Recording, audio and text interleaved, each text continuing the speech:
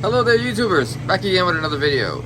This one's going to be mainly for my laundromat owners, or some repairmen. We're looking at a 30-pound Dexter stack dryer at one of my client stores. And this is the second dryer that I've been looking at this week that had a relatively difficult issue to track down.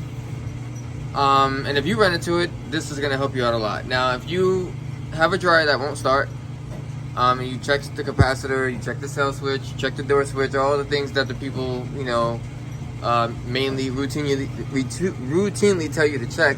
Jesus. I would check this harness, because this is the second time in a row this is my issue. So this little harness comes out of the front of the dryer from your control board, and look at that, it sits right on top of this burner box down here. And this burner box, excuse my bracelet, my daughter made it for me. This burner box cooks the damn harness and wreaks all type of havoc on the dryer.